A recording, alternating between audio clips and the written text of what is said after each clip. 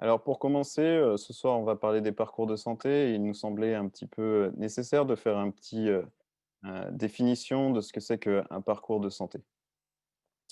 Quand on prend, les définitions Émilie, s'il te plaît. Quand on prend les définitions, du Haut Conseil de santé publique, il nous propose une définition des parcours de santé, parcours de soins et parcours de vie. Pour les, parcours de santé, ce sont des articulations de soins avec, en amont, la prévention en santé et sociale et en aval, l'accompagnement médico-social et social et puis aussi le maintien et le retour à domicile, des patients. Les parcours de soins, eux, ils permettent l'accès aux consultations de premier recours et si cela est nécessaire, aux autres lieux de soins, tels que les hospitalisations programmées ou non programmées, les urgences par exemple. Et puis d'autres types d'hospitalisation auxquels on pense moins souvent, mais ce sont aussi les hospitalisations à domicile, les soins de suite et réadaptation, et puis les établissements accueillant les personnes âgées dépendantes. Et enfin, les parcours de vie, ils envisagent, eux, la personne dans son environnement, la famille et son entourage, la scolarisation, la prévention de la désinsertion professionnelle, la réinsertion, le logement et 3 petits points parce que les parcours de vie sont extrêmement larges et diversifiés. Alors, on a prévu un petit temps, dans un premier temps, un petit temps de débat entre les différents intervenants ce soir. Nous sommes 4 avec 4 visions complémentaires pour parler des enjeux des parcours de santé. Je vous présente le premier acteur ce soir. Émilie, tu peux passer. Voilà, le premier acteur, c'est Thomas Sagnier. Thomas Sagnier, si vous étiez déjà présent dans d'autres tables, vous l'avez déjà entendu. C'est le président d'honneur de l'Association française des hémophiles. C'est aussi le responsable du groupe de travail éducation thérapeutique du patient de l'association. Nous avons aussi le docteur Valérie Chamoire, qui est pharmacien aux Hospices civils de Lyon et qui est aussi la coordinatrice sur les produits de santé pour la filière Mémo. Le troisième intervenant, c'est le docteur Thierry Lambert, qui est médecin au Centre de ressources et compétences de Paris-Bicêtre, à la PHP, qui fait aussi partie du groupe de travail médicaments de l'AFH. Et puis le dernier intervenant qui est moi-même, je suis Gaëtan Duport, je m'occupe du groupe médicaments de l'Association française des hémophiles, groupe médicaments qui a été créé il y a 2 ans pour répondre à la question des médicaments et de l'arrivée des nouveaux médicaments. Ce n'est pas la table principale sur ce sujet ce soir. Il y a une table dont on discutera plus de la question médicaments demain. Ce soir, on est plus sur les parcours de santé. Mais je vais laisser la parole, Émilie, si tu peux passer, juste cliquer, aux rêveurs, aux visionnaires et aux créatifs. Vous m'accorderez, pour ceux qui connaissent déjà Thomas, que cela le qualifie bien. Et je pense que Thomas, si on te pose la question de que sont les parcours de santé, aujourd'hui et surtout que seront les parcours de santé demain, ta vision va nous inspirer. Merci Gaëtan et merci à l'AFH de m'avoir, invité pour, parler de l'enjeu donc du parcours. Moi, ce que j'ai envie de vous dire, c'est: laissez-moi rêver. Le parcours pour moi, dans le futur, ça sera principalement en dehors de l'hôpital et il était temps et en conséquence, je souhaite avoir une relation renouvelée avec mon centre et ceux évidemment qui l'animent. Une relation nouvelle, utile, moins contraignante, mais plus riche, qui évolue, qui me permette de devenir un réel partenaire pour mes propres soins et ma santé et pour l'équipe, qui me permette de mieux vivre avec la maladie, d'améliorer ma qualité de vie.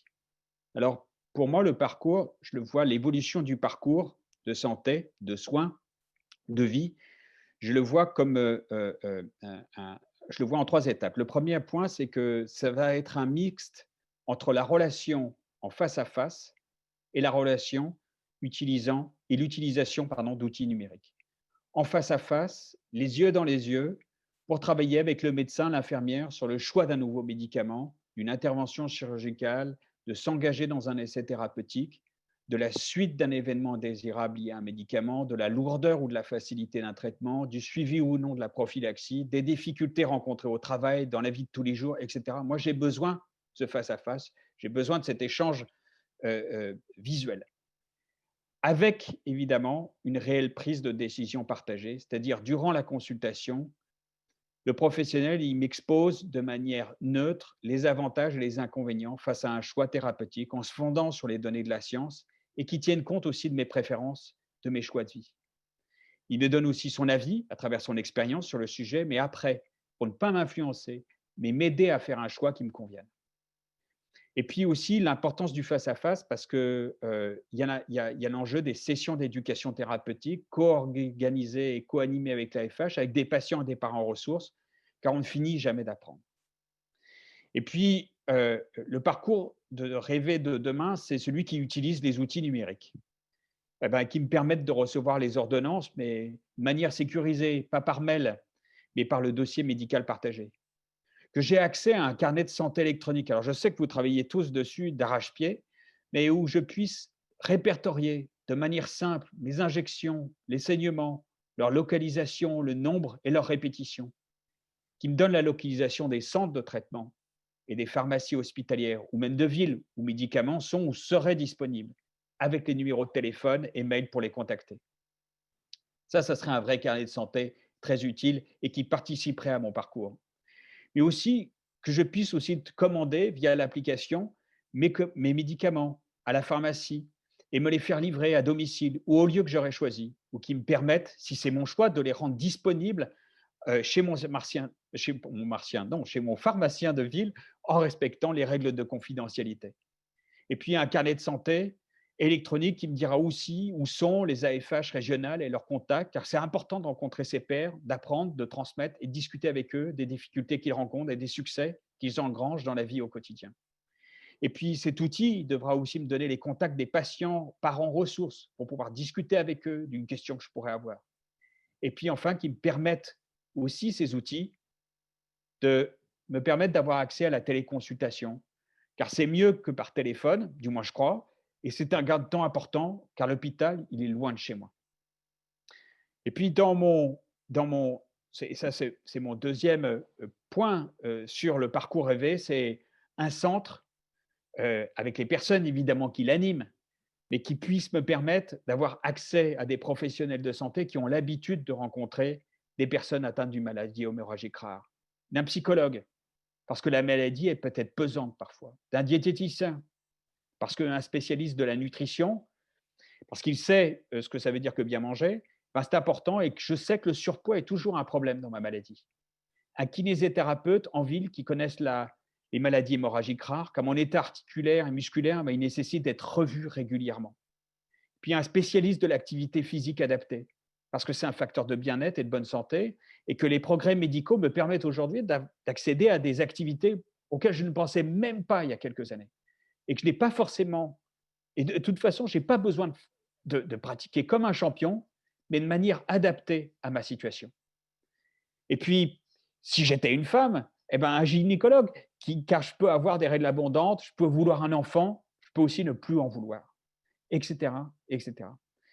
Un centre, au fond, qui soit comme un réseau et qui me permette de me mettre en lien avec des personnes sans aucun doute des professionnels sans aucun doute qu'il a su accompagner et qu'il a su former. Un centre aussi qui ne mette pas toujours la maladie au centre, mais qui m'aide dans la vie avec la maladie, qui me permette d'avoir accès à une assistante sociale, soit directement, soit par ma mairie, qui saurait ce que c'est que vivre avec une maladie hémorragique au quotidien, qui puisse me transmettre des informations aux médecins généralistes, que moi je puisse lui transmettre, car je peux avoir des problèmes de santé qui ne sont pas liés aux maladies hémorragiques rares, qui me soutiennent dans la mise en place d'un plan d'accueil individualisé pour mon enfant, ou qui facilitent l'organisation des soins et de ma vie si je suis dans une maison de retraite médicalisée ou dans mes soins à domicile pour les organiser si je décide de rester à la maison, ou si c'est possible. Et puis, aussi un centre et les personnes qui l'animent qui me permettent aussi de faire, au moment où j'en ai besoin, le point sur ce que je sais sur ma maladie et ce que j'ai encore à apprendre avec des ateliers d'éducation thérapeutique, individuels ou collectifs, même si collectif, je pense que c'est mieux, avec des patients ou parents ressources, car je souhaite que ces ateliers éducatifs prennent en compte mon expérience et répondent à mes réels besoins. Des patients parents ressources formés par l'AFH, pleinement intégrés à l'équipe de mon centre, voire même peut-être salariés, pour que le partenariat de soins et de santé soit une réalité et qu'ils puissent m'accompagner quand cela va mal. Enfin, je terminerai par là, c'est un centre qui m'interroge aussi régulièrement pour trouver des améliorations sur le service médical et soignant rendu par le centre, en s'appuyant sur mon expérience de patient, pour les aider constamment à être plus efficaces et plus utiles, comme une participation active à une évaluation, mais dans laquelle j'aurais évidemment une part importante.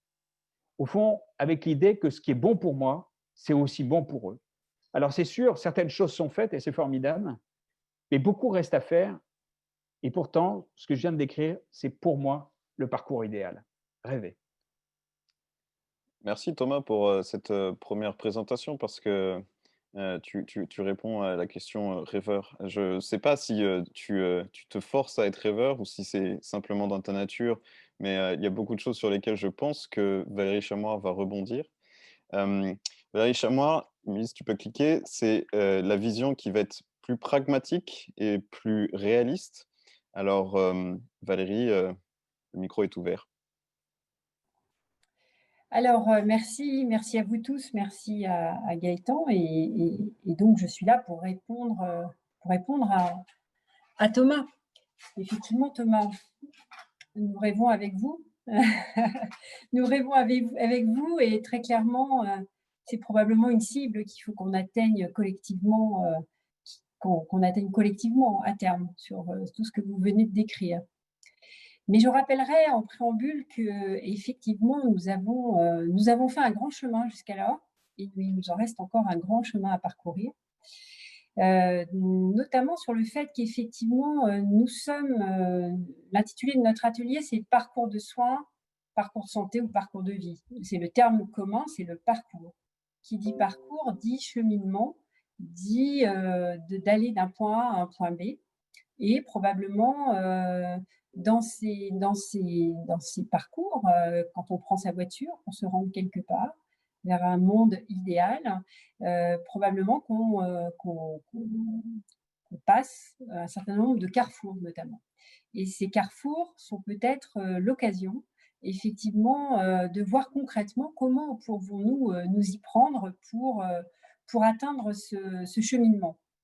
Il est vrai que jusqu'alors, la démarche était terriblement hospitalo-centrée. Hein. C'est l'histoire de la pathologie, c'est l'histoire qui est intimement liée, je crois, avec l'évolution notamment des thérapeutiques. Hein. On a vu qu'au cours du temps, ces dernières ont vraiment été en lien vraiment avec l'amélioration des prises en charge.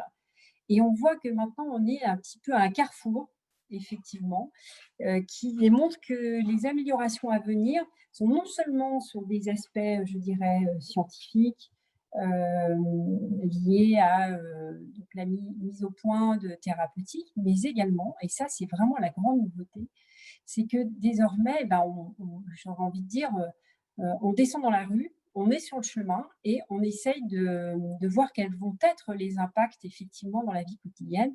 Et le gros enjeu, c'est l'ouverture sur, et ça Thomas l'a bien décrit, sur effectivement la sortie de l'hôpital et l'arrivée j'en dirais, dans le monde réel et dans la vie de tous les jours, et notamment avec tous les aspects relatifs à une dimension qui a été rarement évoquée jusqu'à présent, c'est l'aspect lié au territoire, hein, c'est-à-dire en dehors de l'hôpital, où se situe mon territoire? Est-ce que c'est mon quartier? Est-ce que c'est mon village? Est-ce que c'est ma petite ville? Voilà, et ça pose vraiment la problématique. Alors pour jouer mon rôle, j'ai envie de dire, Thomas, ok, c'est bien beau, mais il va falloir qu'on s'organise pour peut-être mettre en œuvre un petit peu tout ce cheminement, puisqu'on sait qu'avant de pouvoir gravir l'Himalaya ou pouvoir faire le vent des globes, pour prendre une allusion qui est d'actualité, effectivement, probablement que ceux qui s'apprêtent à faire ça, sans que l'allégorie que j'utilise soit, comment dire, inaccessible, avec cette notion d'inaccessibilité, parce que tout le monde ne fait pas le tour du monde, tout le monde ne monte pas sur l'Himalaya, etc. Mais néanmoins, il est fort probable que ces gens-là ont commencé par fonctionner étape par étape. Ils ont mis en œuvre toute une démarche d'organisation, de coaching, d'entraînement qui s'est fait pas à pas. Et donc, c'est peut-être ce qui serait peut-être intéressant d'envisager dans l'évolution de ces parcours.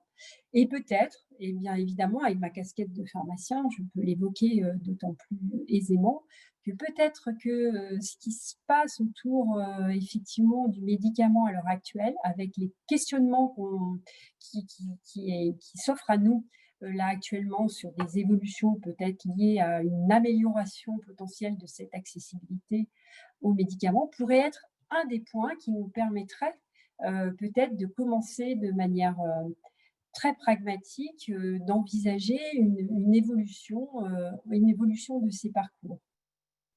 Alors, comment faire?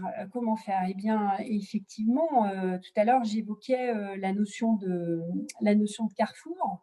On pourrait parler aussi la notion finalement de place publique ou d'agora, c'est-à-dire l'endroit où tout le monde, où les gens se parlaient, notamment dans la Grèce antique, c'est-à-dire le lieu de rencontre. Puisqu'avant tout, effectivement, même si on parle de médicaments, et ça, j'insiste lourdement sur ces aspects-là, ce n'est pas qu'une affaire de logistique, ce n'est pas qu'une affaire de transport d'un point A à un point B, fût-il un envoi d'une pharmacie d'hôpital à, comme l'a suggéré tout à l'heure Thomas dans ses rêves les plus fous, à un domicile. Est-ce la bonne solution? Je ne sais pas. Ou à un lieu qui serait effectivement tout autre. Et il a évoqué effectivement la pharmacie d'officine qui, selon mon point de vue, serait effectivement peut-être une opportunité peut-être d'améliorer l'accessibilité tout en garantissant un circuit du médicament le plus optimal possible. Mais soyons aussi quand même un peu fous dans l'étude des faisabilités pour aller au-delà de ce cadre bien précis. Donc, c'est de la logistique dans le cas précis, très particulière, puisque, comme on le dit souvent dans nos séances d'éducation thérapeutique, et d'ailleurs dès le plus jeune âge, le médicament n'est pas un produit comme un autre, comme vous le savez tous, et heureusement. Et donc, ce ne peuvent pas être des plateformes, celles qui sont souvent décriées à l'heure actuelle sur les médias, hein, type Amazon ou autres, qui peuvent envisager une telle démarche. Donc, ce n'est pas que de la logistique, c'est aussi beaucoup de liens entre les individus. C'est un lien effectivement qui se crée sur la place publique, c'est-à-dire un lien entre les différents intervenants. En effet, nous sommes en train de parler d'une maladie rare.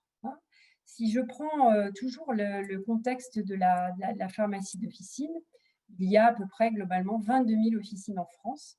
Si on utilise le chiffre un peu grossier, certes, je vous l'accorde, de un petit peu 2000 patients traités en France d'une maladie hémorragique rare, chiffre faux, mais c'est juste histoire de donner des proportions, vous comprendrez bien que là, nous ne sommes pas sur quelque chose qui va être largement diffusé et qu'il faut trouver et inventer d'autres moyens, effectivement, des moyens qui n'existent pas, un concept qui n'existe pas jusqu'alors, pour effectivement améliorer, effectivement, envisager la formation des acteurs.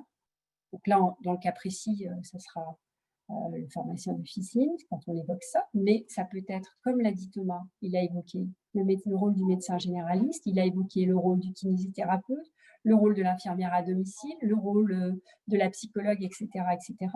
Il faut savoir que ce maillage de professionnels de santé est très riche, hein, bien sûr, en ambulatoire, et s'organise et se coordonne à l'heure actuelle. Hein, ils sont fortement incités pour ça dans le cadre ce qu'on appelle les CPTS, c'est-à-dire les communautés pluriprofessionnelles du territoire de santé. Donc, il y a déjà une organisation de base qui est en train de se mettre en place. Donc, profitons de ces opportunités. Pourquoi? Parce que, comme on l'a dit, effectivement, on est sur de la maladie rare. Donc, l'expertise demeure et demeurera dans nos centres au niveau de l'hôpital, dans nos centres tels qu'ils ont été créés et déployés sur le territoire dans le cadre des centres de référence, mais aussi de la filière mémo.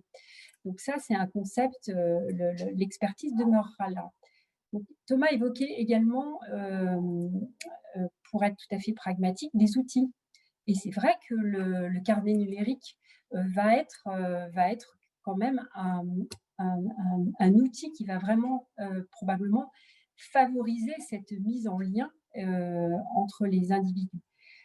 Effectivement, on travaille beaucoup sur sa conception, aussi avec cette perspective et ces enjeux-là d'évolution des parcours. Néanmoins, même si on digitalise totalement, nous n'avons probablement pas intérêt à enlever et faire abstraction complètement de l'humain qui devra rester au cœur de nos fonctionnements malgré tout, puisqu'il y aura une dimension toujours potentiellement à prendre en compte qui est la gestion, par exemple, de l'urgence. Comme vous le savez, vous êtes exposé potentiellement à cette problématique. Donc, il faut aussi, dans ce contexte, il va falloir dans ce contexte-là, qu'on puisse mettre en lien des gens qui puissent intervenir rapidement, qui puissent orienter le patient au sein de son parcours pour une prise en charge adaptée et tout à fait adaptée.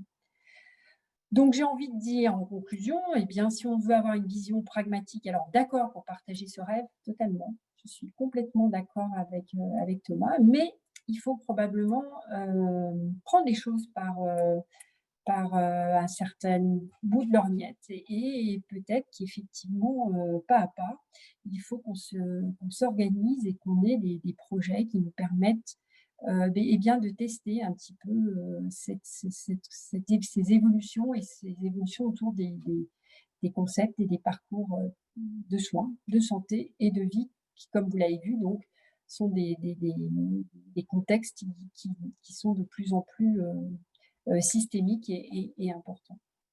Voilà. Merci Valérie. J'entends la question d'avancer pas à pas. Je pense que Thierry va être challenger. Émilie, tu peux cliquer.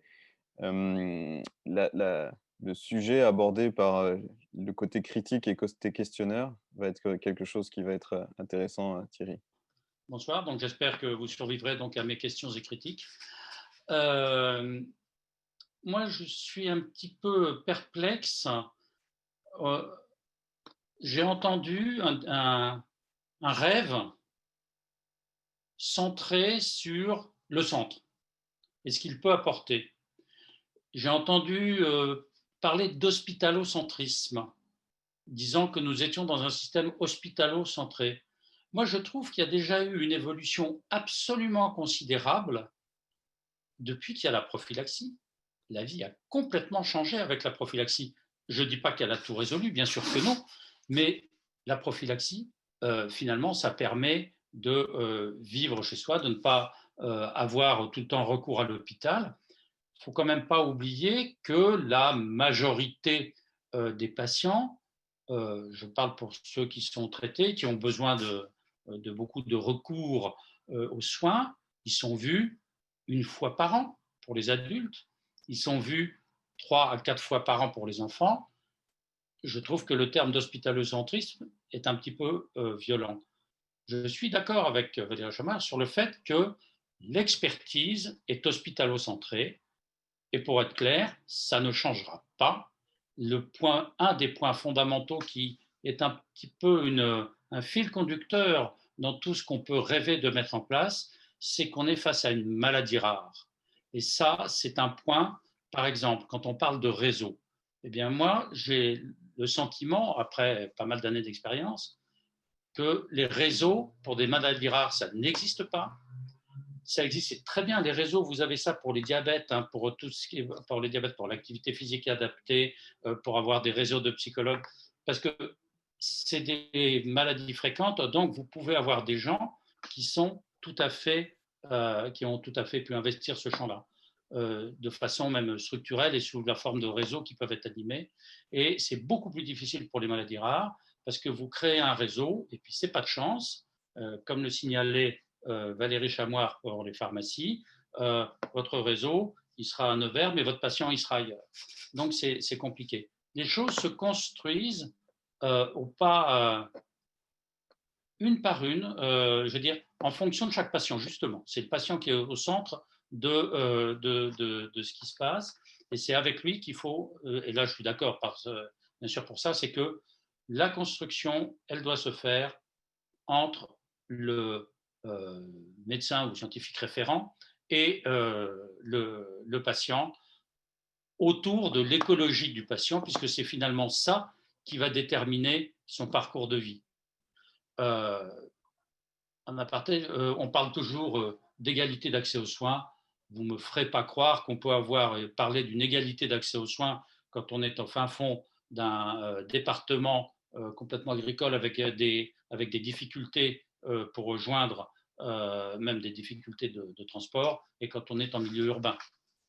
Bien sûr, il faut essayer de contrer ça en favorisant tout ce qui est décentralisable, mais il n'empêche que la centralisation de la compétence, elle sera toujours dans les centres justement de référence et de compétences.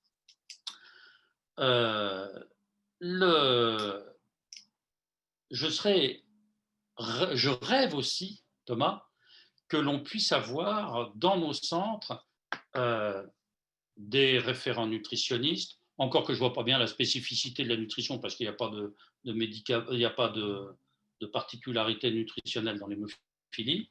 Et donc ça, le réseau des nutritionnistes hors hémophilie, s'il ne faut pas manger des épingles, mais enfin ça c'est pour tout le monde. Mais donc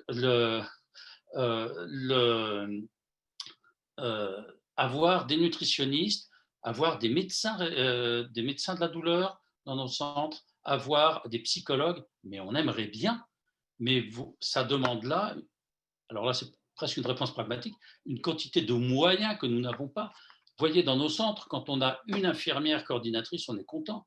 Si on est dans les centres anglo-saxons, il y a 4 ou 5 infirmières. Enfin, je veux dire, là, il y a une question de moyens, et là, je suis tout à fait d'accord avec vous pour rêver d'avoir plus de moyens, mais vu notre système de fonctionnement, c'est malheureusement les centres ont relativement peu de moyens par rapport à ça. Hein. En centre, il existe à peu près 39 centres en France.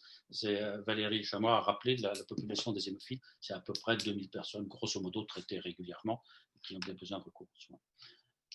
Il y a un autre point qui me paraît un petit peu problématique, et je pense que pour ceux qui regardent la télé de temps en temps, ou même qui ne la regardent pas, mais qui la voient parce qu'elle s'impose à nous par rapport au Covid, c'est que exposer avec une neutralité les données scientifiques et tout, on est en train de vivre une époque où on s'aperçoit que les données scientifiques n'ont malheureusement pas de neutralité, puisque vous prenez des scientifiques et qui, avec les mêmes études, les mêmes résultats, vont avoir des conclusions différentes.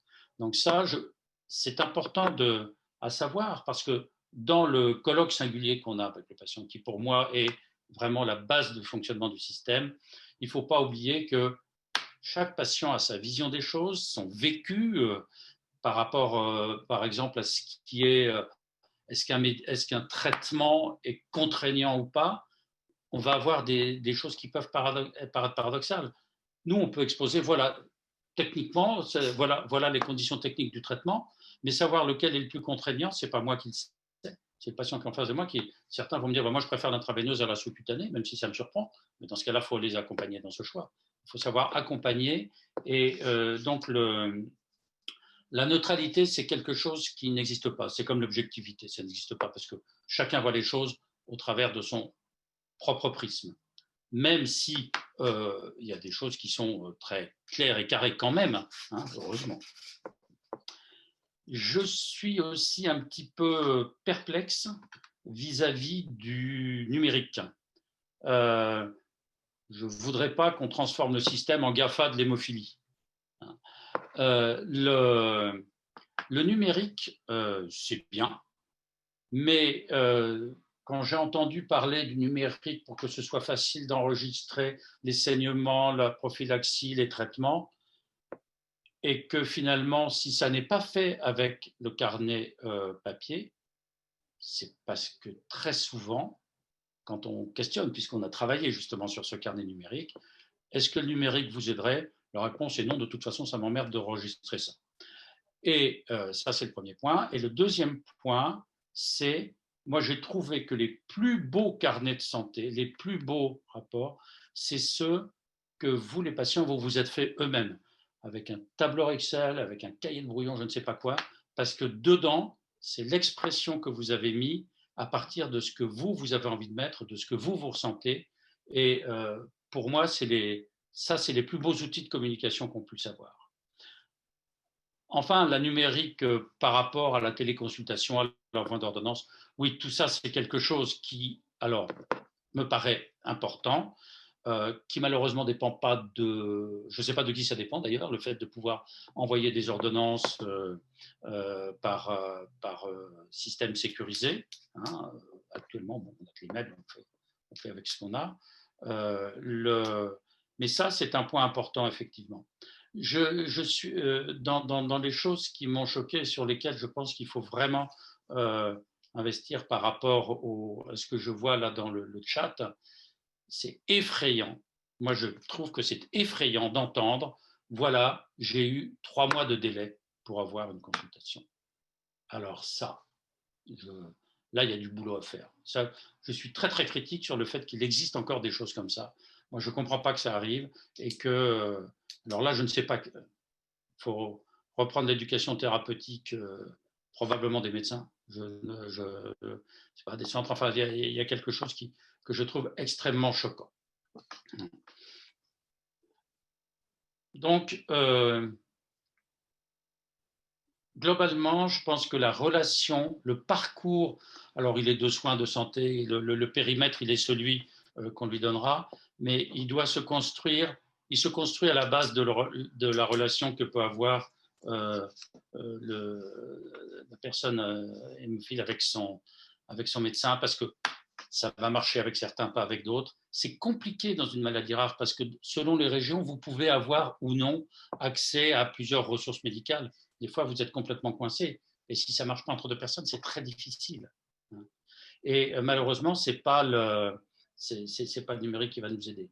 Ce qui va nous aider quand même, c'est le fait que le numérique va permettre peut-être d'exterritorialiser certaines choses et où il n'y a plus le besoin de proximité, il est surtout le besoin de proximité pour le courant, pour trouver les infirmières, pour trouver les kinés, pour trouver les ressources, le médecin qui va faire les diététiques, pour trouver la personne qui va être capable de faire l'activité physique adaptée. Ça, c'est l'activité physique adaptée, c'est quelque chose qui nous apparaît de plus en plus essentiel et qui, pour l'instant, en termes pratiques, est limité à un décret qui dit qu'on peut prescrire, mais qui ne raconte pas du tout comment on va arriver à le faire. Hein. Quand on travaille avec l'INI pour ça, c'est difficile. Donc, je crois que dans la construction du parcours, c'est vrai qu'on peut le rêver idyllique et bien fait comme ça. Les outils ne sont que des outils et il faut en avoir plusieurs et il faut adapter, je pense.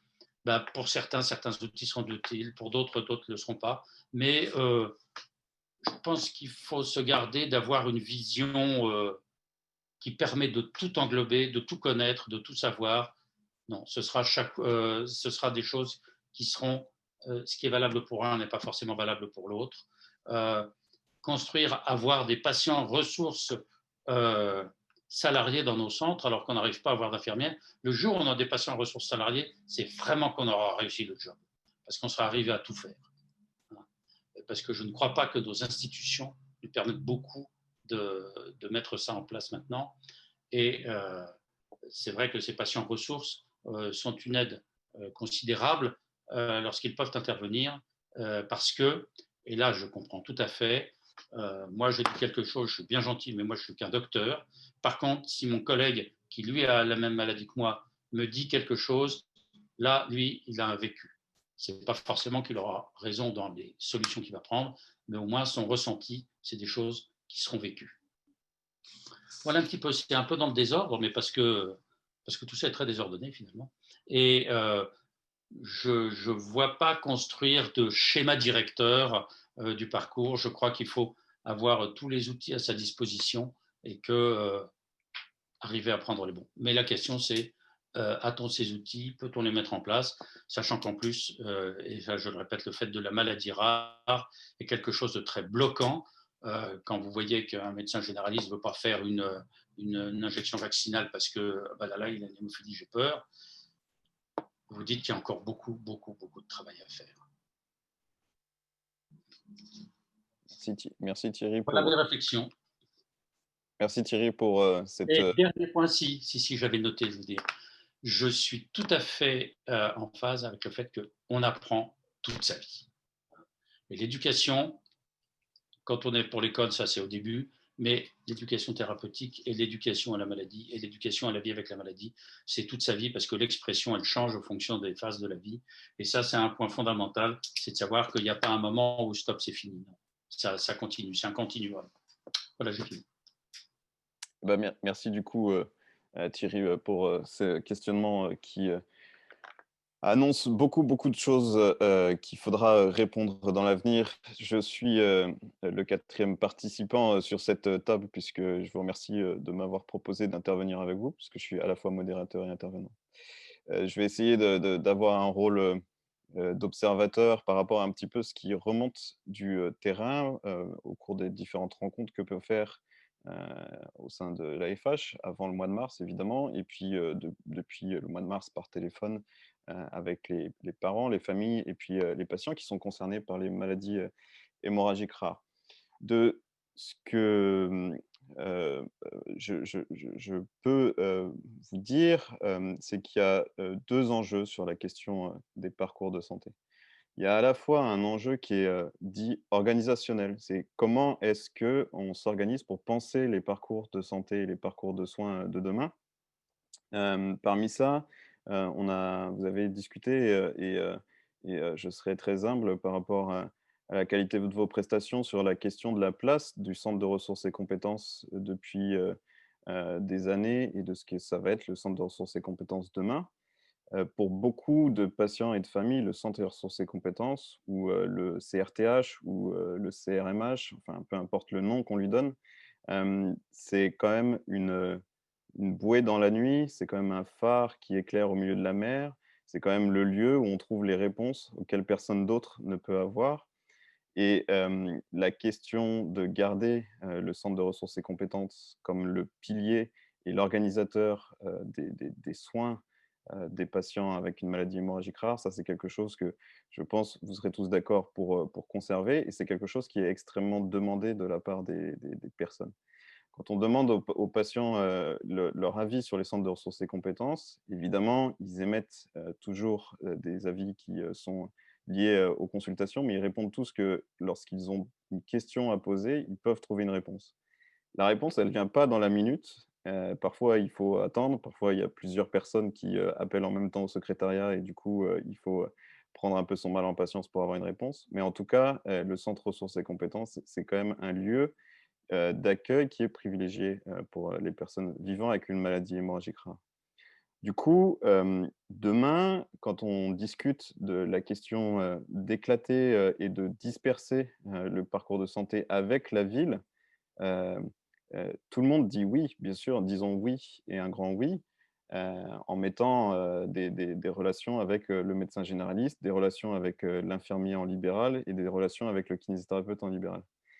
Il y a un grand enjeu sur la question de la formation de ces professionnels pour l'accueil des personnes qui vivent avec une maladie hémorragique rare, en éducation thérapeutique du patient et au sein de l'AFH et au sein des centres de ressources et compétences, en tant que patient, famille et accompagnant, la question de se présenter auprès des professionnels de santé est quelque chose qui a toujours été abordé et qui est toujours frustrante quand on a l'impression de passer sa vie entière à répéter les choses. Mais oui, pour avoir un lien plus privilégié entre un médecin généraliste et un hématologue, euh, on entend beaucoup cette phrase de dire je suis médecin généraliste, je n'ai pas à traiter à la question de votre maladie hémorragique rare, voyez avec votre hématologue. D'accord, j'entends.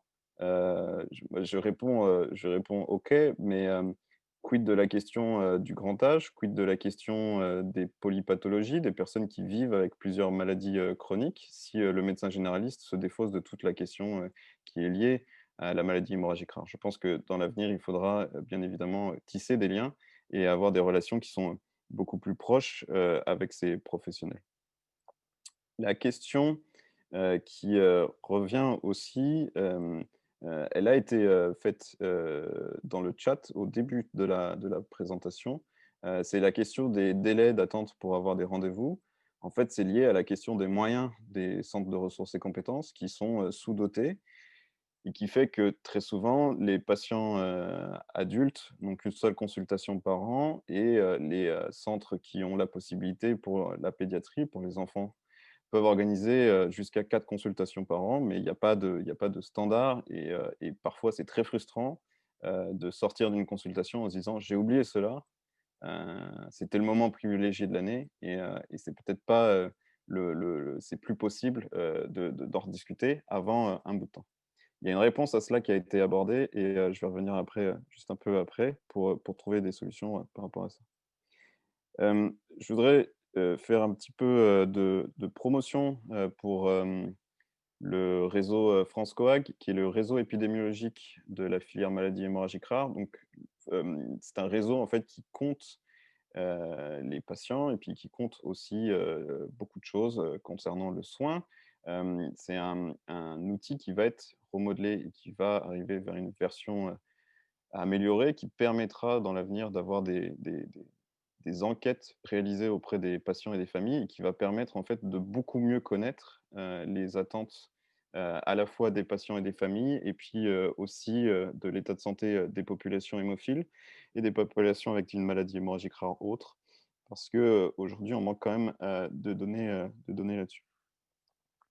Hem, à la question du coup organisationnelle, pour moi il y a une autre question, qui s'ajoute, c'est la question, assez, philosophique, je dirais quelque part, de savoir ce que nous on veut en tant que patients et famille.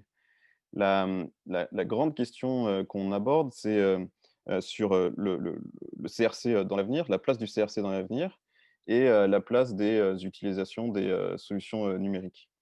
Vous le verrez demain au cours de la deuxième session de l'après-midi, il y a une présentation sur le carnet de santé numérique. Donc, c'est quelque chose qui va venir, qui va arriver. Et j'ai envie de dire quelque part, si vous me le permettez, la maladie hémorragique, elle était, dans mon corps, elle était dans ma tête et bientôt elle sera dans ma poche puisqu'elle sera comme solution, avec, mon smartphone. C'est une solution qui va permettre de favoriser, le lien, entre les professionnels de santé et les patients et familles, et qui va répondre en fait, au virage numérique qu'on espère tous prendre.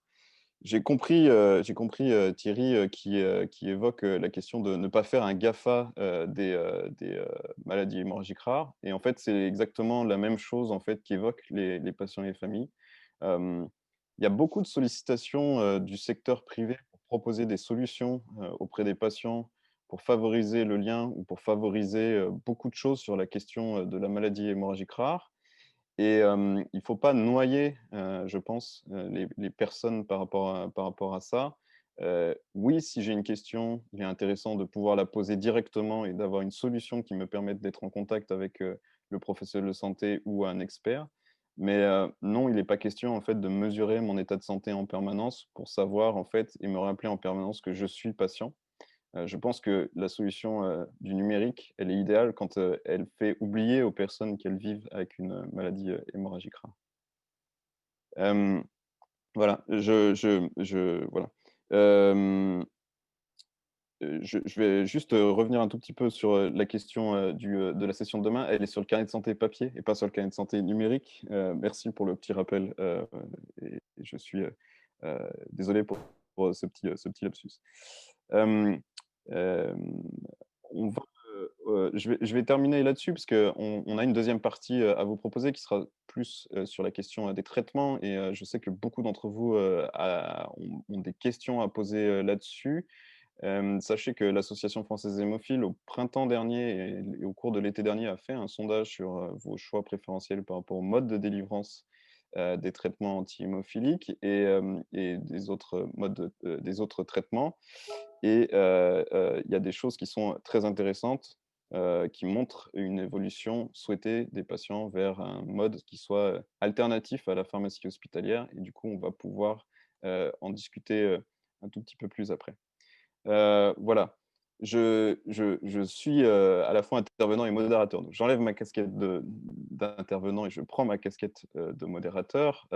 Merci, merci tous les trois pour cette présentation et pour avoir eu votre avis. J'espère que ça nourrit en fait les questions au sein du chat.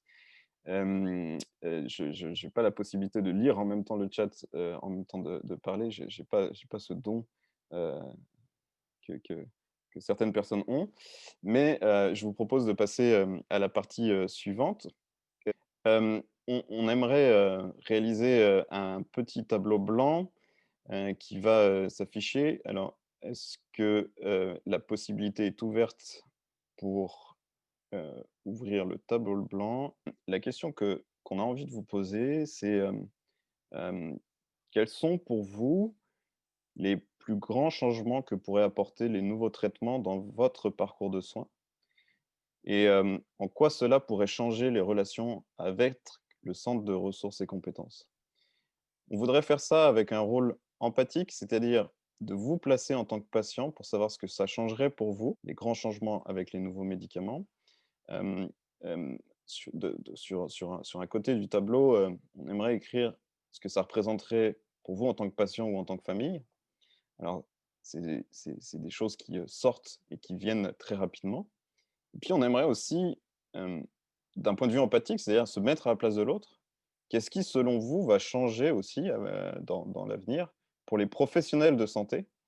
On entend par les professionnels de santé à la fois les professionnels du CRC, mais peut-être les nouveaux professionnels qui vont venir s'impliquer dans le suivi des personnes avec une maladie hémorragique rare. On a parlé par exemple des enseignants d'activité physique adaptée. C'est des enseignants qui, pour certains, ont une place dans les centres hospitaliers, mais ils existent aussi en structure en dehors de l'hôpital. Du coup, quels seraient pour vous les nouveaux acteurs? Quelle serait pour vous la place et le rôle de ces nouveaux acteurs? Il y a déjà pas mal de choses qui ont été dites lors des commentaires qui ont été écrits déjà sur les commentaires Gaëtan. Donc, je sais que tu vas m'en donner plus en me nourrissant et que moi, je vais noter au fur et à mesure. Et il y avait un enjeu je vais le noter au fur et à mesure et puis tu me diras dès qu'il y en a un nouveau qui apparaît et je le noterai. Il y a Alors, des il y a un premier commentaire de Marc Vincent qui dit plus de proximité. Je pense que c'est plus de proximité pour les patients. Est-ce que vous pensez, vous, Thierry, Valérie, Thomas, que l'arrivée des nouveaux traitements va favoriser la proximité entre les professionnels de santé et les patients? Est-ce que Marc peut écrire si la question de la proximité, c'était entre professionnels de santé et patients, ou est-ce que la question de la proximité, pour vous, Marc, elle était envisagée d'une façon différente? déjà, ce qui est un point qui est important, qui est amusant, quelle que soit la réponse, j'allais dire cet enjeu-là de la plus grande proximité, il a déjà été mis dans le chat avec la volonté, au fond, d'une certaine manière, de conserver ce lien entre les uns et les autres. C'est-à-dire, quelle que soit l'évolution du parcours, le lien avec le centre était au point même d'arriver dans le rêve à quelque chose qui serait presque hospitalo-centré ou le centre au centre de tout, quoi, d'une certaine manière. Mais ce lien-là, il existe, il est fort. Quelqu'un d'ailleurs a mis un chouette commentaire disant je tiens à dire que les équipes sont formidables, etc. Quoi. Il s'établit entre nous et vous. Alors, certains ont pu noter aussi des différences entre des centres, d'ailleurs. J'allais dire sur la manière dont il s'effectuait. Mais je note, j'arrête de parler. Thierry? Oui, j'ai cru percevoir, notamment au sein des questions qui avaient été posées avant qu'on nous a fournies, que finalement, l'évolution avec ces nouveaux traitements qui sont d'un côté un petit peu extraordinaire quand même par rapport à ce qu'on a jusqu'à maintenant, fait qu'il y aura, ça a été beaucoup question, moins d'accidents hémorragiques, des accidents hémorragiques moins repérables.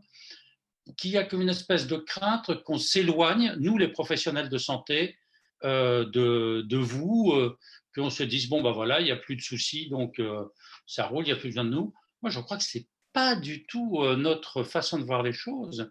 Je crois qu'on a essayé d'apprendre au cours des dernières décennies qu'il fallait être extrêmement attentif et prudent, que les effets secondaires des médicaments, c'était pas rien, que à tout médicament nouveau peut correspondre des situations nouvelles et mal connues.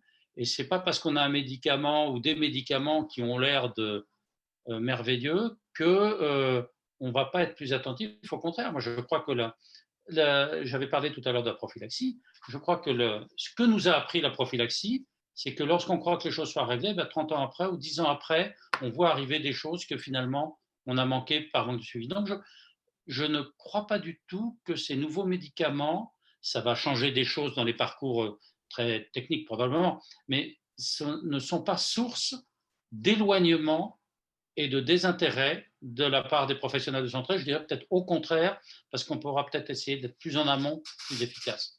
Maintenant, la question est finalement, si je vais bien toute l'année, si je n'ai pas de soucis, mais pourquoi est-ce que j'irai voir mon professionnel de santé? Qu'est-ce que je vais lui demander? Ça va dans les deux sens. Je tiens à être un peu challenging, de mettre un peu de piment sur la question, parce que quand on parle de nouveaux traitements, il faut bien savoir de quelle population on parle. On parle vraiment des personnes qui vivent avec une hémophilie sévère et par rapport à l'activité d'un centre de ressources et compétences, c'est certes une activité qui prend du temps, mais en termes de consultation, de nombre de consultations, c'est qu'une seule partie en fait des consultations qui sont faites par les professionnels de santé. Hem, les patients qui vivent avec une maladie sévère, aujourd'hui se voient offrir une nouvelle vie qui va les rapprocher en fait d'une forme dite modérée ou d'une forme mineure, si on parle par exemple des hémophilies. Mais il ne faut pas oublier que pour beaucoup d'autres patients, il n'y a pas aujourd'hui encore de solutions thérapeutiques qui viennent être des modificateurs importants de la vie des patients. Il y a des médicaments qui sont en cours de développement, mais c'est encore beaucoup trop tôt pour envisager des transformations de parcours. Donc je pense que pour les professionnels, l'activité va se transformer pour une partie de la population, mais pas pour toute la population. Non, c'est certain, mais là, la question portait sur les nouveaux traitements, et les nouveaux traitements ne concernent effectivement que ça. Ça veut dire qu'il faut garder aussi l'écoute pour les autres, bien entendu, oui, ça c'est sûr. Alors, Valérie? si je peux me permettre, oui, je pense qu'il va falloir effectivement, les choses qui vont être modifiées, c'est effectivement, pour les professionnels de santé, c'est apprendre à travailler avec d'autres professionnels, d'autres collègues qui ne sont pas dans le giron, on va dire, hospitalier déjà, hein. Et puis pour les patients, il va falloir aussi que les patients apprennent à faire confiance, euh, et apprennent à investir cette relation avec de nouveaux professionnels, en en étant même acteur, je dirais, effectivement, acteur ou à l'initiative finalement de cette nouvelle relation, de cette mise en relation, hein, au sein je reprends toujours mon image du carrefour, de place publique, où finalement il va falloir qu'on essaye de développer des nouvelles voies en fait qui permettent de mettre en lien les différents acteurs. Et ça, il faut apprendre à fonctionner ensemble, à avoir confiance. Alors évidemment, il faut avoir comment dire, des raisons, hein, des preuves qu'on puisse accorder cette confiance, hein, des choses concrètes sur lesquelles on puisse juger de la pertinence de l'action de ces nouveaux acteurs. Et je crois que c'est beaucoup à faire effectivement, de nouvelles rencontres et d'établissement en fait, de relations entre les différents acteurs. Il faut quand même bien dire que je dirais les patients ressources, tout l'avènement et toute l'implication en fait des patients dans l'éducation thérapeutique, etc. Ça a été quand même une grande révolution aussi pour nous au niveau de l'hôpital. Maintenant, c'est quelque chose qui fait complètement partie de notre mode de fonctionnement, mais mettez-vous à la place des collègues eh bien, en ambulatoire. C'est quelque chose qui peut être relativement aussi perturbant pour eux, parce que je pense que finalement, c'est quand même assez récent, donc même pour nous. Donc, je suis pas sûre, enfin, sauf si peut-être que Thomas aura des informations là-dessus, mais je ne suis pas sûre qu'il y ait un dynamisme aussi développé dans le contexte ambulatoire des patients à travers effectivement les différents programmes de patients ressources, etc. Donc voilà, moi, à mon sens, les impacts, ils sont ça, ils sont là, ils sont dans la relation humaine qu'on va développer entre professionnels, entre les patients et les professionnels, les anciens, je dirais, et les nouveaux, et dans la capacité que les anciens auront à développer des liens avec les nouveaux, tout ça avec le patient au cœur du sujet. C'est un peu confus ce que je raconte. Non? Non, c'est très clair. Moi, ça me fait poser une question. Aujourd'hui, on est en 2020, on parle des solutions numériques, par exemple, qui rapprochent le professionnel de santé du patient. Euh, on sait qu'il y a des développements en cours aujourd'hui de techniques d'imagerie directement faites par le patient qui sont d'une qualité qui sont bien moindres, évidemment, que les appareils d'imagerie qui sont disponibles à l'hôpital.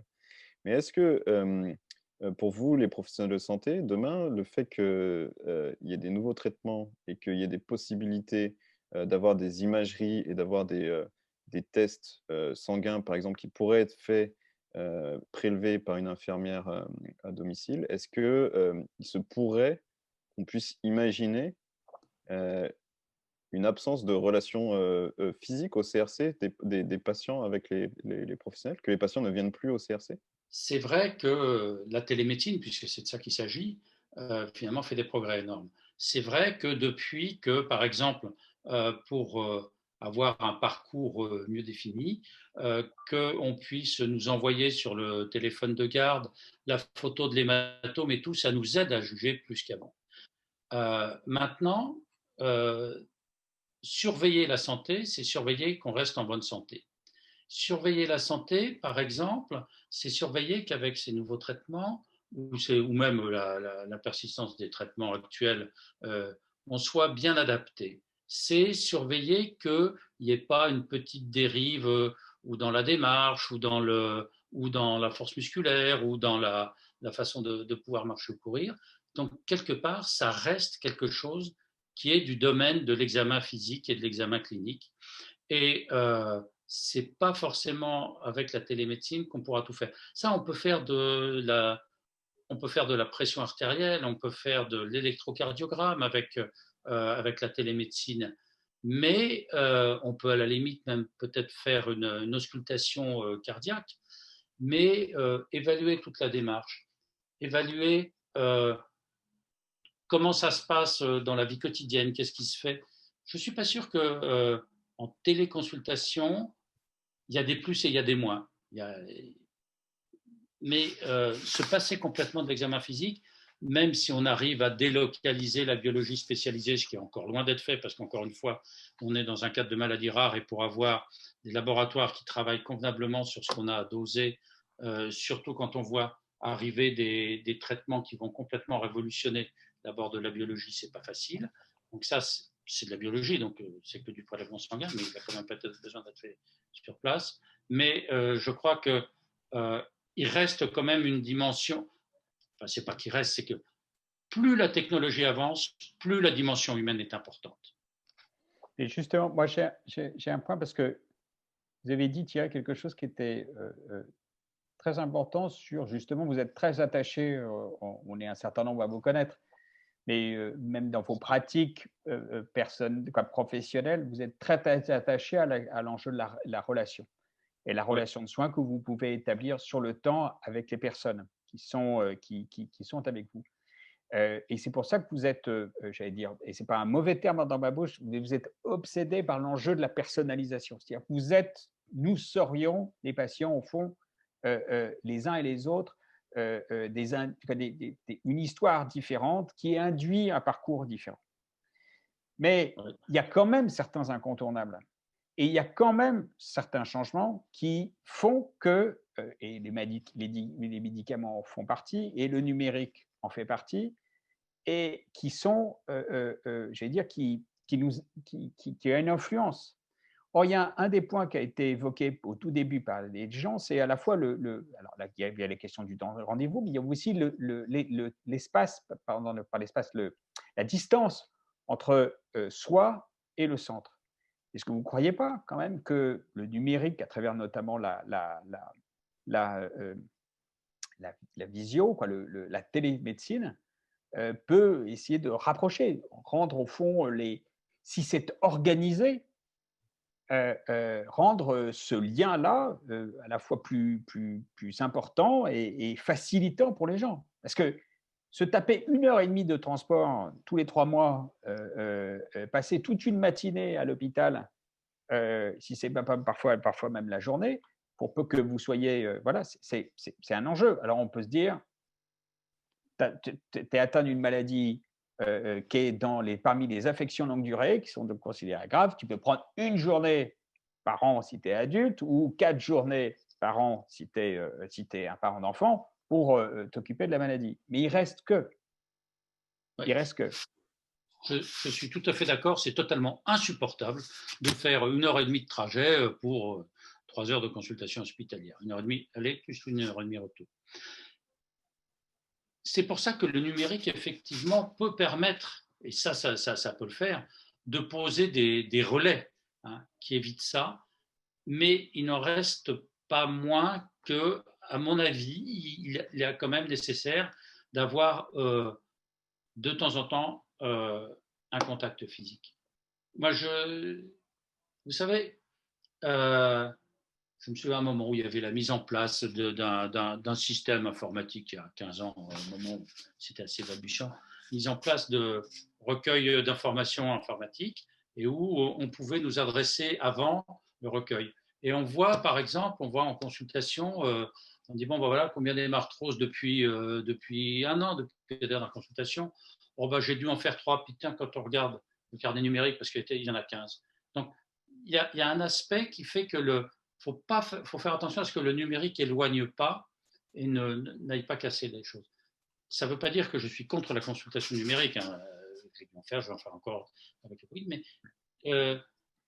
il n'empêche que un face-to-face et sans média d'écran reste un moment incontournable à un moment ou à un autre pour pas qu'on se retrouve après dans des situations. Ce que vous voulez dire, c'est que vous revendiquez la complexité. C'est-à-dire que vous dites, la vie avec la maladie, c'est complexe. Au fond, ça demande de se voir, de se rencontrer. Et dans mon rêve à moi, dans mon rêve à moi, ça fait beaucoup de mon rêve à moi. Pour moi, c'était la complémentarité. Et il y a des moments où on a plus besoin de se voir, et puis il y a des moments où on a moins besoin de se voir. Mais comme vous l'avez dit, le risque, c'est il peut y avoir des accidents qui entraînent comment appelle-t-on ça, des dégénérescences de l'articulation, que ça doit évaluer régulièrement. Donc, il faut qu'on se voit, c'est vrai. Donc, le parcours, d'une certaine manière, même transformé par le numérique et même transformé par les nouveaux médicaments, au fond, ça ne transforme pas l'enjeu de la relation de soins. Il faut même, Valérie disait qu'il fallait la maintenir, en tout cas, en plus. On ne résume pas tout. Et avoir le commentaire qui est fait sur le chat, le numérique n'est pas accessible à tous. Ouais. Et c'est important, et je l'avais évoqué tout à l'heure. Je ne sais pas s'il y a d'autres commentaires. J'essaye de les prendre les uns après les autres.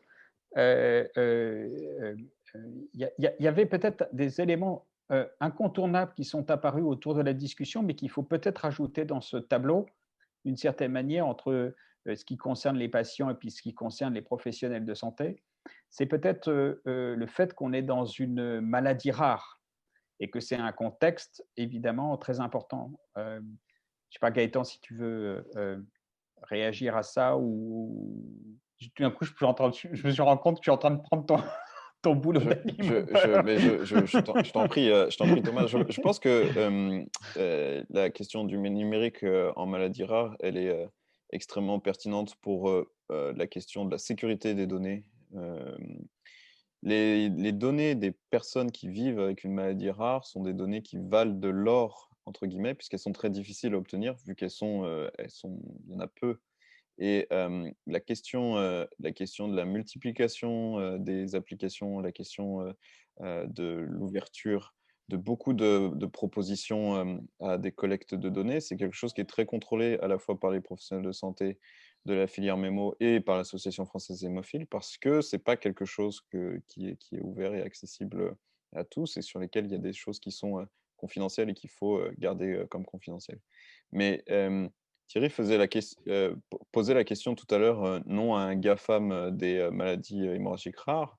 Moi, j'ai bien peur que dans l'avenir, on essaye tous de développer des solutions ici dans notre communauté et qu'on voit arriver, alors qu'on ne le sait pas, on ne connaît pas les développements, effectivement, un des grands géants de l'informatique californien et qui propose des solutions et sur lesquelles les patients vivant avec des maladies rares donnent leurs données. En fait, c'est déjà un petit peu le cas, hein, en vérité, aujourd'hui, avec les différentes recherches qu'on fait sur Internet. Mais moi, ça m'inquiète un petit peu, en fait, parce que oui, pour des solutions numériques, non, pour des solutions numériques qui ne soient pas développées par la communauté, mais peut-être qu'un jour, on va se faire complètement dépasser l'ensemble de la communauté, à la fois patients et professionnels, que ce soit français, européen ou même au niveau international sur la question. Il y a de multiples solutions qui sont développées. Bien évidemment, la capacité de production de solutions innovantes, euh, elle a son rôle pour les maladies hémorragiques rares, parce qu'elles sont pertinentes pour les maladies hémorragiques rares aujourd'hui. Je ne sais pas si demain, un géant arrivant avec une nouvelle solution risque pas de tout emporter. Alors, je Je crois voudrais que prendre la parole là, à ce sujet. C'est la raison pour laquelle, comme ça a été développé lors de la session sur le carnet numérique, hein, c'est tout l'enjeu d'un développement d'un outil, un développement conjoint, c'est-à-dire entre la communauté des patients et la communauté des professionnels. Hein, et c'est vraiment, vraiment cet enjeu pour que ça ne soit pas mis dans les mains, effectivement, comme tu disais, Gaëtan, sur un quelconque GAFA, enfin voilà, et qu'on construise vraiment un outil qui soit d'ailleurs, bien sûr, qui doit répondre à la réglementation. Et ça, la réglementation européenne et française est extrêmement vigilante sur tous ces aspects-là. Et il faut bien entendu que ce soit absolument conforme et respectueux de cette réglementation. Donc, d'où l'importance majeure de s'emparer du sujet. Et ce n'est pas, absolument pas, à mon sens, un outil, un jeu ou quelque chose. L'enjeu derrière, il est politique au sens noble du terme et majeur à ce sujet-là. Donc, il faut pas, effectivement, il faut être acteur et dans une démarche vraiment collective et extrêmement vigilant sur tous ces aspects-là. Et tous ces aspects sont d'autant plus importants que, ils sont là pour, évidemment, probablement s'inscrire dans nos nouveaux parcours, les aider, même s'ils ne doivent pas se substituer totalement à la relation humaine. Ça, je pense qu'on l'a dit clairement les uns et les autres. Mais ils doivent aussi être des outils, donc un outil de soin, une interface, on va dire, au quotidien. Et puis derrière, puisque vous l'évoquez fréquemment, c'est une interface au quotidien. Et puis derrière, par contre, valorisation et utilisation des données à des visées recherche, et je pense particulièrement à France Coag, c'est quelque chose qui peut s'interfacer complètement, hein, et qui est dans la logique, en fait, de cette démarche-là. Donc, ces outils-là, ils sont importants, mais gardons-en le contrôle, bien entendu. Et surtout, le contrôle en termes de conception, de financement, de tous les aspects juridiques ad hoc, etc. Donc, en fait, tout ça démontre en fait que vous voyez qu'il y a une interrelation majeure, et ce sera peut-être une des conclusions peut-être de votre congrès. Et on voit bien que toutes les thématiques abordées ça et là dans vos différents ateliers ou présentations ont une interrelation majeure entre toutes. Et que derrière, il faut vraiment effectivement avoir une vision assez globale et systémique, parce qu'on voit bien qu'on tire un fil d'un côté et que tout in fine est en lien, quoi, probablement. On continue à recevoir des commentaires que j'essaye de placer. N'hésitez pas, Valérie, Thierry, Gaëtan, même, tu vois, de temps en temps, je te soulage de ton rôle d'animateur pour que tu puisses prendre plus complètement une prise de Le, position.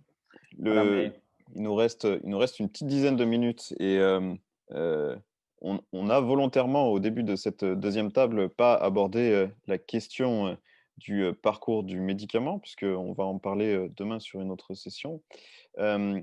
Mais j'ai envie de poser, moi, une question aux intervenants. Imaginons que la thérapie génique soit quelque chose qui devienne accessible assez rapidement. Est-ce que le parcours de santé d'une personne qui est sous thérapie génique, je ne sais même pas comment on dit d'un point de vue sémantique, on n'a pas encore inventé les mots, mais est-ce qu'on dit sous thérapie génique, en thérapie génique, qui a reçu en tout cas une injection de thérapie génique, est-ce que cette personne aura un parcours de santé et un parcours de soins qui sera différent des autres patients? Il y a un tout petit élément de réponse là-dessus. D'une part, je pense que la thérapie génique, certes, les firmes de thérapie génique sont très, très, très intéressées par les hémophiles. Je ne suis pas sûr que l'inverse soit vrai, que ce soit la vraie solution. Oui, les parcours sont modifiés.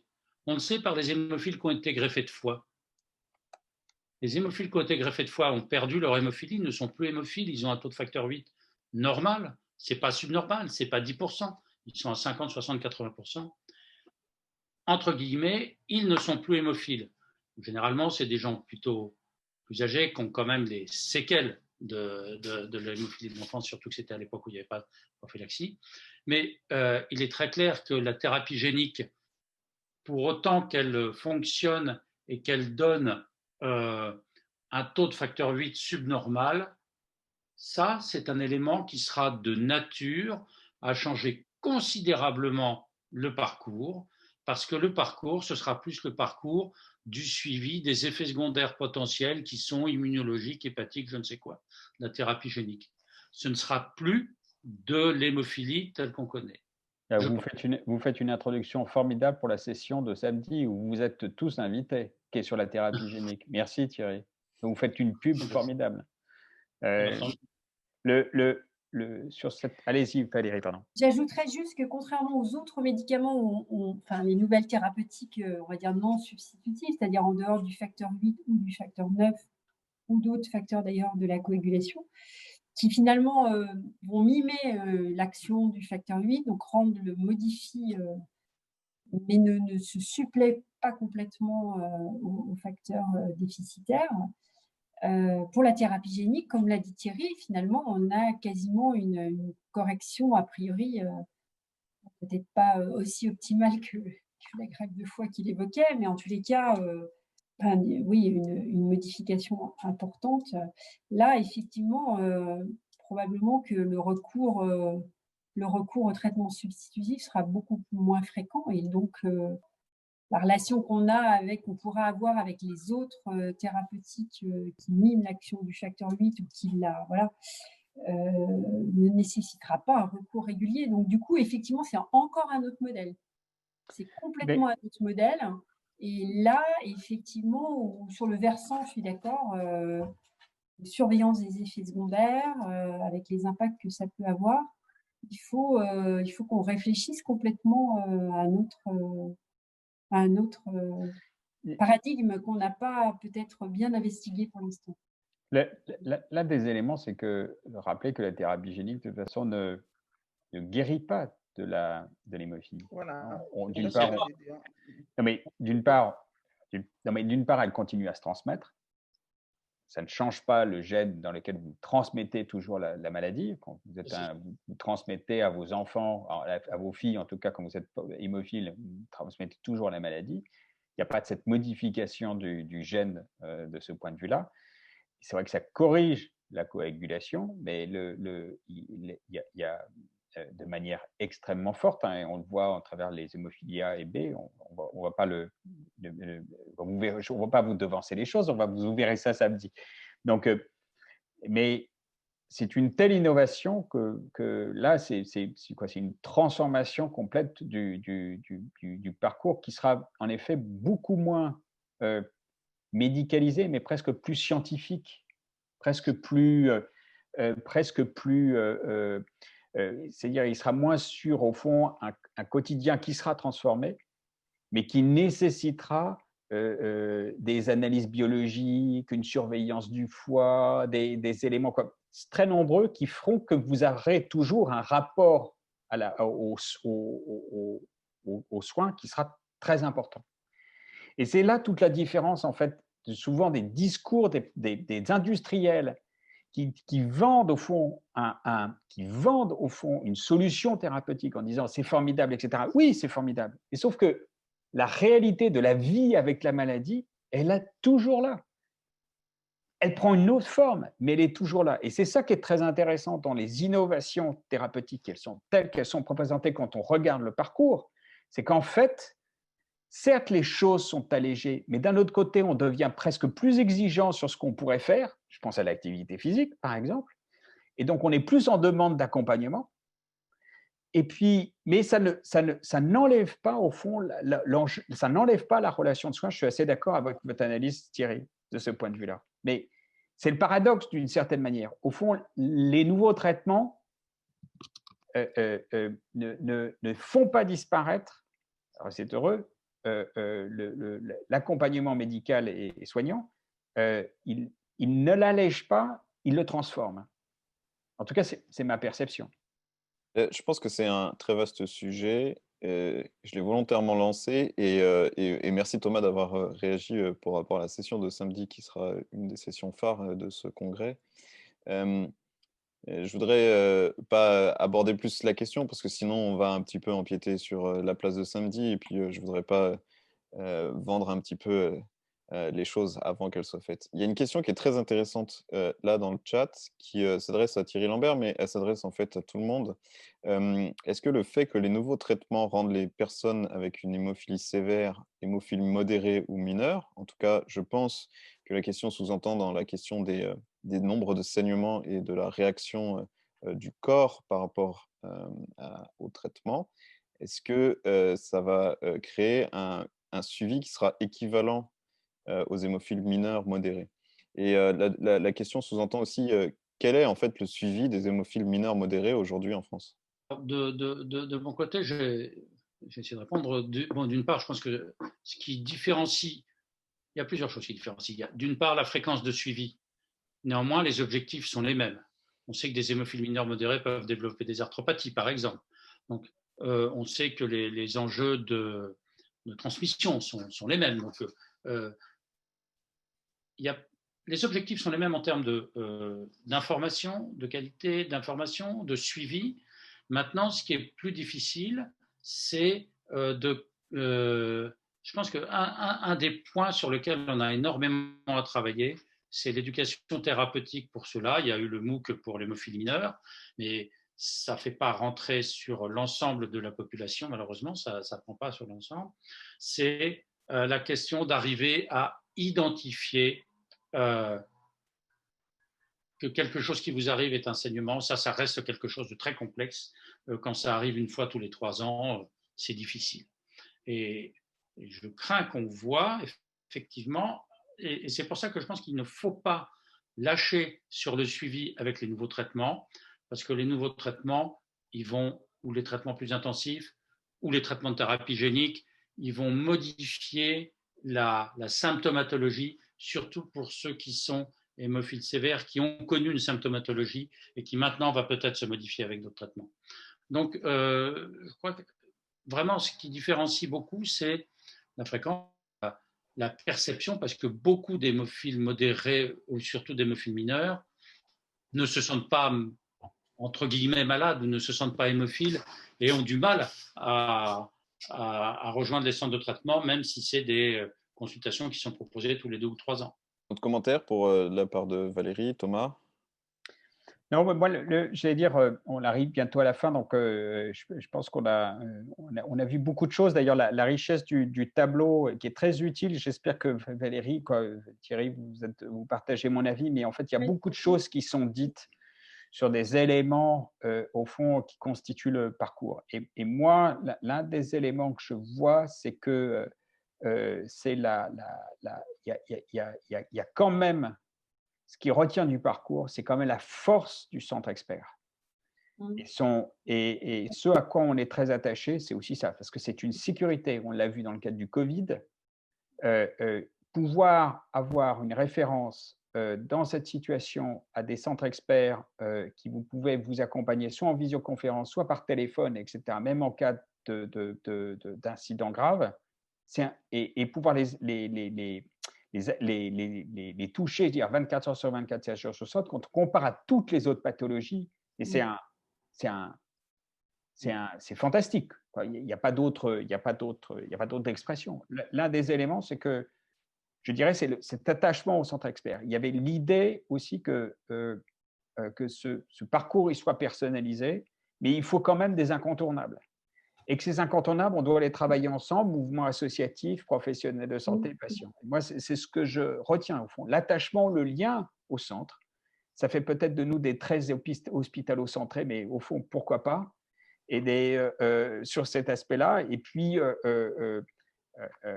tenir compte effectivement et face au numérique, face aux nouveaux médicaments, face à la contrainte que représente la maladie rare, eh ben, construire effectivement un parcours à partir des éléments qu'ont pu nous mettre des gens qui ont pu être notés sur le tableau. Juste pour conclure de mon côté, je pense que c'est très encourageant tout ça finalement. C'est-à-dire qu'on n'oppose pas finalement un schéma à un autre. On se rend compte qu'effectivement, il y a probablement nécessité d'évoluer, d'avancer, et c'est pas un modèle contre un autre, mais c'est finalement s'appuyer sur les fondamentaux qui ont été réévoqués, c'est-à-dire effectivement l'importance des centres experts, où qu'ils soient d'ailleurs sur le territoire, et s'appuyer sur ça, sur les gens qui les composent et sur les patients, pour pouvoir développer un nouveau modèle. Et la construction, elle doit être participative, elle est vraiment, c'est vraiment quelque chose qui nous appartient, et qu'on doit vraiment, on doit s'employer à effectivement faire en sorte d'utiliser les outils, mais de ne pas les, comment dire, il ne faut pas que ces outils se substituent à la relation humaine. Je pense que ça a été clairement dit. Et donc, voilà, je pense que peut-être que la prochaine fois, on sera en capacité de décrire certaines expériences qui pourront illustrer, j'espère, le plus possible des expériences heureuses, et,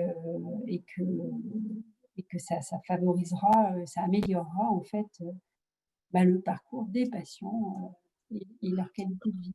Même si effectivement la maladie demeure,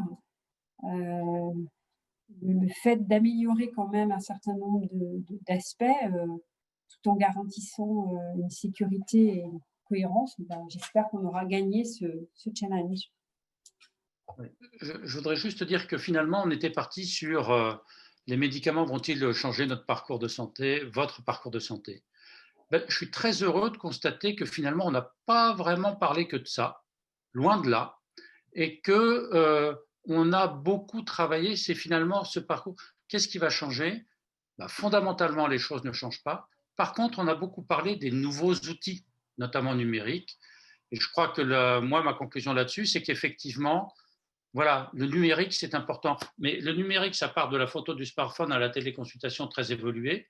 Et que ces outils numériques, il faut qu'on s'en saisisse pour éviter, de telle façon à éviter que ce soit le numérique qui se saisisse de nous, de notre donnée, de vos données, et qu'on soit dépassé, débordé et complètement noyé. C'est à nous de les saisir et de les intégrer dans le parcours. Ce n'est pas les outils qui font le parcours, c'est dans ce parcours, on peut les intégrer afin de limiter les venues 2 fois 1 heure et demie de trajet et autres difficultés.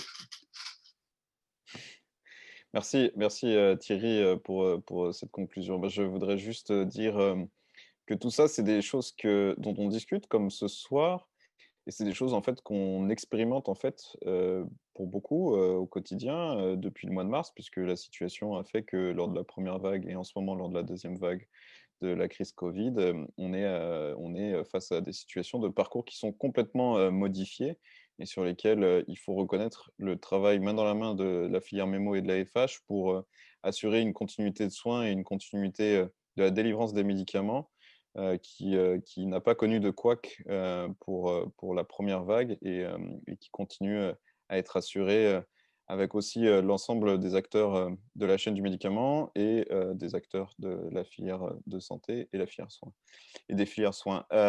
Merci à vous trois pour votre présentation. Je vous remercie à toutes et à tous d'avoir été présents.